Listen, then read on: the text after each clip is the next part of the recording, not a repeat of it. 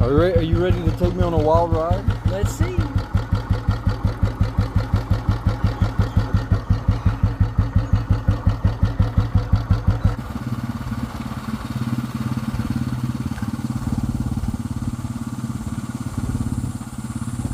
There is a principle called Wu Wei. Wu means none or not, no, negation. Wei has a combination of meanings. It can mean action, making, but the best translation I have found for it is forcing. And so Wu Wei is the principle of not forcing in anything that you do.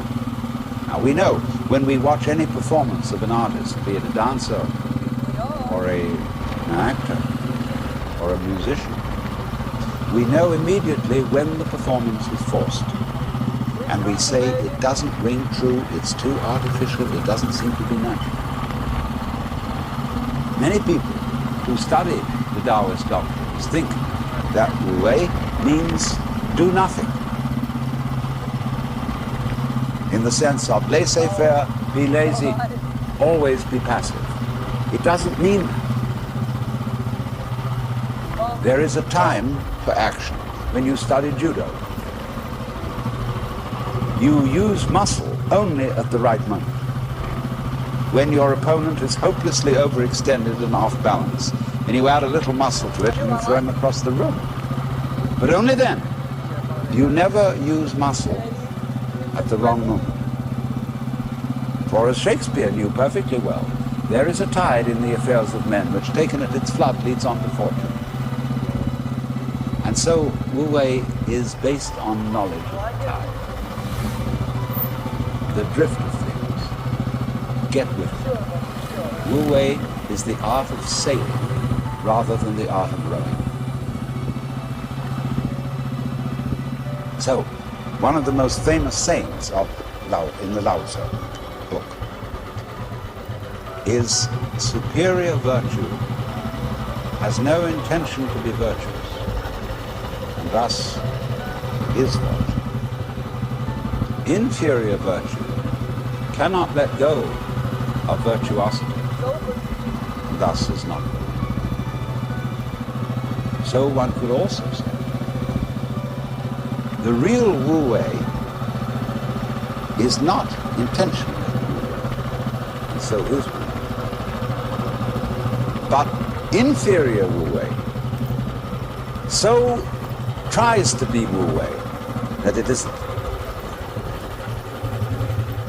In other words, this is saying Wu Wei is not a matter of cultivated passivity or even of cultivated spontaneity, because there are people who think that they are released, that they have realized that they are the Tao, as all of us in fact are, or that you are, to put it into Vedanta terms, every one of us is the Brahman, the eternal self of the universe, beyond all description or classification or thought.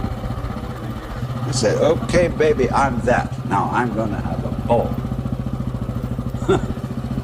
Well, what kind of a ball do they have? Well, what they do is they look up the rules on which society runs and do the opposite. Well, that's still running by the rules of society, when it's the mirror image in reverse. That's not spontaneity. You have to be able to realize that you don't know what you really want until you are very quiet, and it tells you. See, we are in heaven now because the earth is a spaceship and heaven is space. What is called in Chinese Gung, Japanese Gu, the void. That's what is important. Most of us don't know this.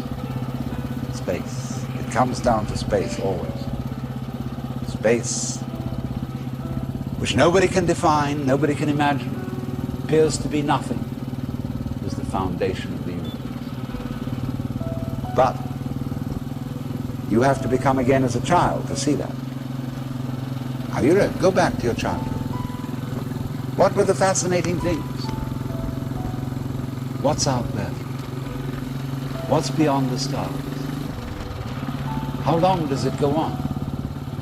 And Mama said, it goes on always and always and always. The child wonders. It's exciting. That there's something that never ends.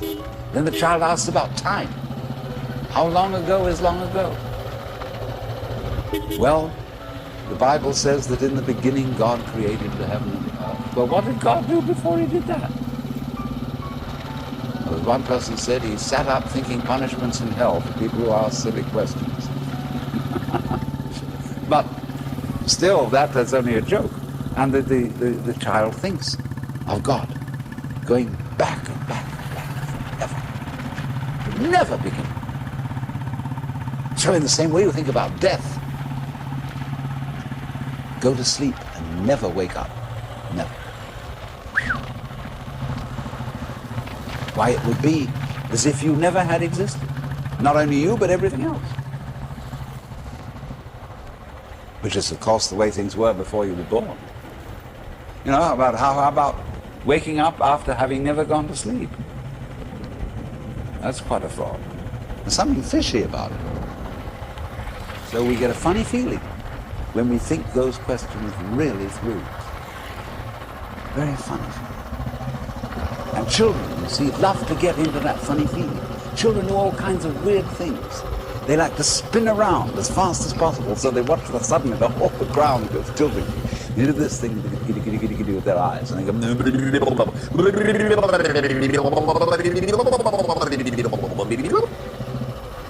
and make faces and test out their bodies in all sorts of funny ways.